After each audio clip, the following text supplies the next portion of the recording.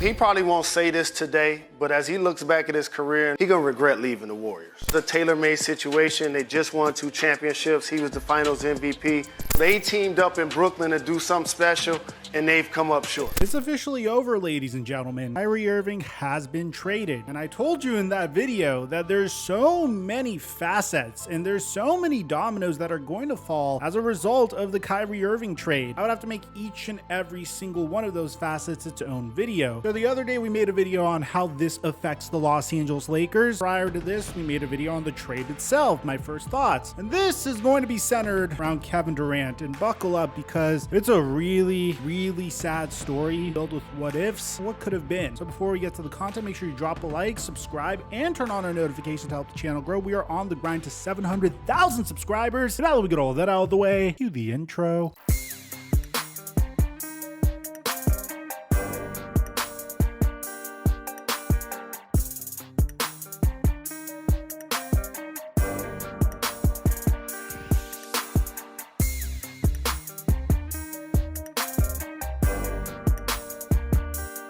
Usually when this happens, we all make bank. PrizePicks is hooking us up for the Super Bowl with a free square from Patrick Mahomes, which means Mahomes just needs 1 passing yard in order for his square to convert. So all you have to do if you want to join is go to the link in the description down below, download PrizePicks, and use my promo code microphone so they can match up to $100 of your deposit. And once you're done with that, make these picks. Obviously, you should go with the Patrick Mahomes 0.5 passing yards and click more. Once you're done with that, one of my sleepers is going to be Kenneth Gainwell, who has been a monster throughout the playoffs for the Philadelphia Eagles, and he just needs to get higher than 21.5 rush yards. So we're going to click more there, and if Kenneth Gainwell gets more than 21.5 rush yards, you could 3x your money. Now, if you feel really good about this, you could also add Travis Kelce scoring 1 touchdown, and if both of these hit, you 5x your money. I play PrizePicks each and every day, and I post my picks to my story on Instagram. So make sure you're following me there if you want to see my picks on a daily basis. And thank you, PrizePicks, for the sponsor. Mic check 1 2 1 2. What's going on, everybody? I feel tremendous empathy for Kevin Durant, and I know a lot of people lost that empathy for KD once he decided to leave the OKC Thunder and join the Golden State Warriors. But as time went on, I started to realize more and more that this is just an individual that really enjoys the game of basketball, doesn't want anything to do with the drama, and only wants to focus on the game he loves. There's no better way to explain this than this video on Kevin Durant's morning routine.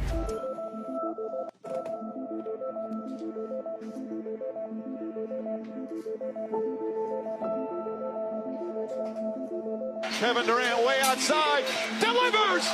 Kevin Durant from downtown.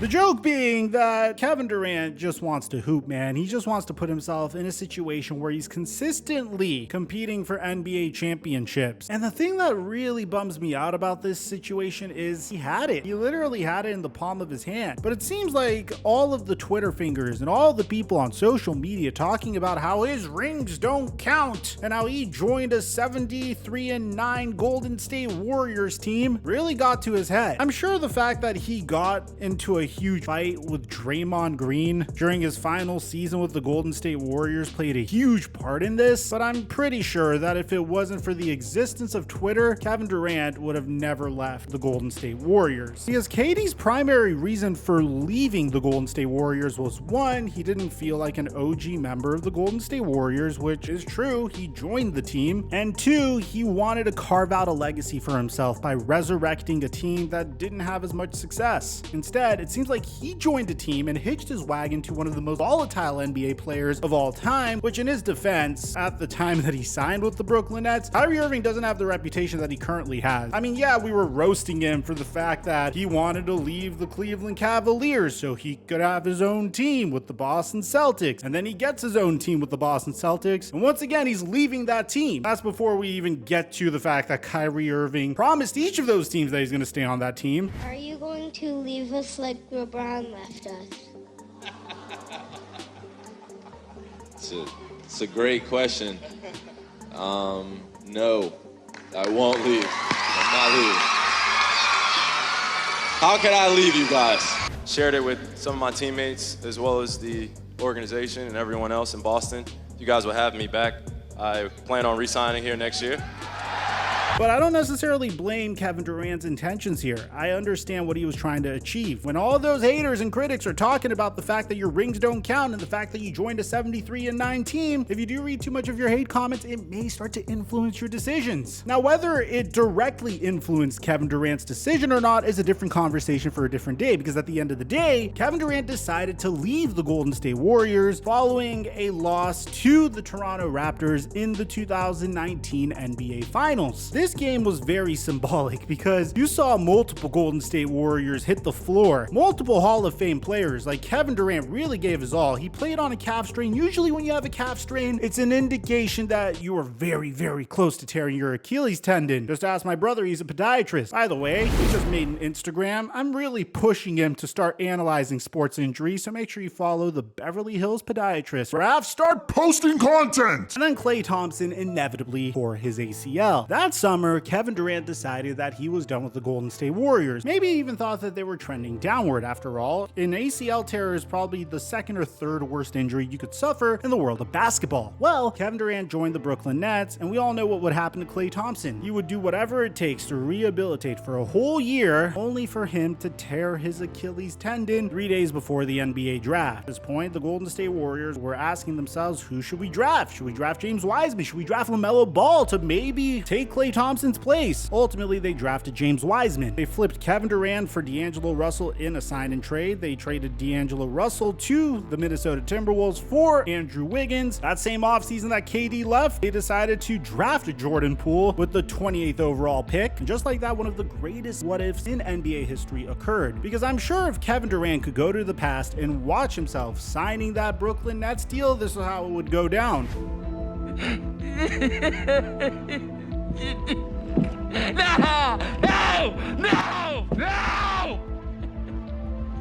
And to be honest, I gotta give the Brooklyn Nets some sort of credit. They did whatever it takes to build around Kevin Durant and Kyrie Irving. I mean, in year one, Kyrie Irving was injured and he took a significant amount of time off. He had to shut it down so he could get surgery. I thought that was a good decision by Kyrie because Kevin Durant wasn't playing. So it was a good opportunity to really make sure you're ready for when KD's available. In year two, the Brooklyn Nets made a decision that I thought was unnecessary. I'm personally a very big depth guy. I always say that if you have to choose between having 3 superstar players and like no depth in your rotation whatsoever and 2 superstar players and a ton of depth, you should go with the 2 superstar players. And in the case of the Brooklyn Nets, they had all the depth in the world. You have Kyrie Irving and Kevin Durant. I think that's all you needed. You have Karis LeVert and Jared Allen. But Kyrie Irving said on multiple occasions that the Brooklyn Nets needed more. So they decided to trade for James Harden, getting rid of Jared Allen and Taurean Prince and Karis LeVert and Rodions Kurucs and 3 first-round picks and 4 first-round pick swaps. I don't think people understand how much this ruined the franchise because now you're essentially all in on this decade. Kevin Durant, Kyrie Irving, and James Harden better be on your team for the next 5 years, and you better consistently be competing for championships. Otherwise, you're screwed. You're not going to be relevant for a decade minimum. James Harden, Kevin Durant, and Kyrie Irving era would last about a season. They would play a grand total of 16 games together before James Harden decided that he didn't want anything to do with the Brooklyn Nets anymore. Once this occurred, well, Kevin Durant famously was on national TV drafting his all-star team. And if you remember his reaction to that, it was really depressing. Well, it's playoffs right around the corner, so we got to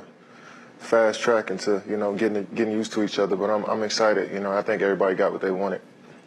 Even then, I had a lot of optimism for the Brooklyn Nets and Ben Simmons. I thought, hey, they didn't really need James Harden. Kyrie Irving and Kevin Durant could get it done on their own. Ben Simmons is a fantastic defender. This will allow Ben Simmons to truly play his game, creating plays in the open court, locking down Giannis Antetokounmpo, hopefully, or the opposing team's best player. Ben Simmons didn't even make an attempt to come back for the remainder of the season during the Celtics versus Nets series. The man that they handpicked, by the way, Steve Nash, to be the head coach of the Brooklyn Nets, ended up saying, "Okay, I had enough. I can't do this anymore." Which, bear in mind, Steve Nash was handpicked by Kevin Durant. He would leave a few months after this. What's unfortunate about the Brooklyn Nets is every opportunity they've had to make something good out of a bad situation, they would temporarily make good, and then things would get worse and worse and worse. It's almost as if this team consistently shoots itself in the foot. An example, in the offseason, Kyrie Irving goes to the Nets and says, hey, I want to be here for the long term. The Nets then decide, hey, I know we gave up 3 first-round picks and 4 first-round pick swaps to rent a player that you wanted to play with for a year that ultimately demanded a trade because there's rumors that he didn't get along with you. And I know that we're all in on this core of you and Kevin Durant, but this is a good time to play hardball. This is a good time to say that we are not going to ruin the culture of this team. This is a great time to put our foot down and really show Kyrie Irving who's boss and not offer him a maximum contract extension because he didn't really play a full slate of games when he had the ability to. In year 2, he took a lot of personal time off. In year 3, well, he had issues with vaccination. So Kyrie Irving opted into his player option. He got paid significantly less. $26 million is still a lot, but Kyrie could have probably got something in the ballpark of $45 million. And they decided to test it out one more time. And we'll get to what happens there. Meanwhile, the moment Kyrie Irving decides to opt into his player option, Kevin Durant demands a trade. Kevin Durant starts making all these demands as to how the Brooklyn Nets need to be run. Hey, that head coach I decided to handpick myself, Steve Nash, needs to be fired. But unfortunately, Kevin Durant forgot that just 1 year prior, in the summer of 2021, he signed a contract extension with the Brooklyn Nets. Now, you need to understand, when Kevin Durant signed this contract extension, things were way different. The Brooklyn Nets still had James Harden. Kyrie Irving seemed to be on Team 7-Eleven. Things were looking good. It was just Kevin Durant was the first man to put his pen to paper, and how could he not? This is the man that tore his Achilles tendon just a few years prior. So getting that type of long-term security is super valuable for Kevin Durant. You might not get a contract like that for the rest of your life, especially at the age that Kevin Durant got this contract. Well, ultimately, we know what would happen. Brooklyn Nets told KD, I'm sorry, man, but you are under contract for the next 3 years. You're ours. We're not going to trade you unless we get some good capital in return for you, primarily because this team is really screwed otherwise. There's so many what ifs here. What if the Brooklyn Nets said, no, we're not going to trade for James Harden? It's an unnecessary trade to make. Kevin Durant and Kyrie Irving's all we need. Jared Allen and Karis LeVert are fairly good basketball players, and those 4 first-round draft picks and 3 pick swaps would really come in handy if this doesn't end up working out. Because if that was the case, then they would be in really good shape for a rebuild right now. They could easily move on from the Kevin Durant and Kyrie Irving era. Instead, they're holding Kevin Durant hostage. There's no way, shape, or form that KD is happy about the situation he's in now. There's no way, shape, or form that he's excited about playing with Spencer Dinwiddie again, which he's a great player. It's just, you had Spencer Dinwiddie before. Yeah, there was a point where Kyrie, KD, and Spencer Dinwiddie were all on the same team. I mean, yeah, you didn't really see him in action very much because in December of 2020, he ended up tearing his ACL, but it just goes to show how horrifically the Nets managed their assets during this era. You could have really set yourself up really well. Honestly, I would fire the living hell out of Sean Marks for how he handled this situation, because you can't go to your team and say, hey, we're gonna do whatever it takes to make Kyrie and KD happy. Yeah, D'Angelo Russell, screw you. We're trading you for Kevin Durant. Yeah, Kenny Atkinson, we're firing you because Kevin Durant said so. I don't care if we have a good culture in Brooklyn right now. We're all team Kyrie and KD. We're gonna go get James Harden because Kyrie and KD want it. And then next thing you know, the culture's in disarray. You're doing everything it takes to pander to Kyrie and KD. And then once they destroy the culture that they have in Brooklyn, all of a sudden you're pivoting and saying enough is enough. We're not extending you. We've done way too much for you guys. We are not paying you max contract extensions. This is over. We're gonna rebuild with no assets whatsoever. They even currently said that they're rebuilding around Kevin Durant. According to Adrian Wojnarowski, the Nets want Kevin Durant to stay committed committed and I help after the Kyrie Irving trade. But my question is, what on earth do you have to give up in order to build around Kevin Durant? According to Adrian Wojnarowski, now for Brooklyn, they want to get back to work. They've got the 3 picks they got in this trade. They have a future Philadelphia first-round pick, and they'll be aggressive with those picks to go out between now and Thursday's trade deadline to try to get more help around Kevin Durant. Quite honestly, this is an organization that wants Kevin Durant to stay committed, to stay the course with this reshaping of this roster. They're going to continue between now and Thursday to do that. Look, there's a lot of bright spots for the Brooklyn Nets to be excited about. I mean, Cam Thomas is a bucket, and no wonder why he's saying ain't shit funny when he is sitting on the bench knowing that he could easily provide 20 points when he comes off the bench while he's watching Ben Simmons do cardio up and down the hardwood floor and getting paid max contract money to do it. At the end of the day, Kevin Durant went out incredibly sad. I mean, you could have stayed on the Golden State Warriors. You could have proven to the entire world when Klay Thompson went down with his Achilles tear, not the ACL injury that was in synchronization with Kevin Durant's Achilles tear, but the year after, when the Golden State Warriors already drafted Jordan Poole, when the Golden State Warriors had the number 2 overall pick. All you know at that point, they're convinced that they should take LaMelo Ball. You could have easily proven to the entire world that the Golden State Warriors needed Kevin Durant to keep the dynasty afloat. You could have been that guy. You could have been that player. Instead, you let the entire internet convince you that you needed to leave this team and go form your own culture in Brooklyn. All I'm getting now is currently there's a reported trade where the Brooklyn Nets are interested in potentially rerouting Spencer Dinwiddie to the Toronto Raptors, Fred VanVleet, which is great, honestly. But there's no question in my mind that Kevin Durant made a horrific mistake that is going to alter his legacy. One last thing, there's no chance that the Boston Celtics are trading Jaylen Brown for Kevin Durant. Why would they? I mean, you're talking about a team that went to the NBA Finals and lost to the Golden State Warriors. The Golden State Warriors are kind of out of the equation, at least at the time that we're making this video. They're not as strong as they were last year. Boston Celtics are continuing the course. They're as dominant as they were last year with a brand new head coach too. Why would they trade a 25-year-old Jaylen Brown that has yet to hit his prime for a 34-year-old Kevin Durant that only has, I don't know, God knows how long he has left in his career? Let me know in the comment section down below what you guys think about all this. Aside from that, I'm your boy Mike.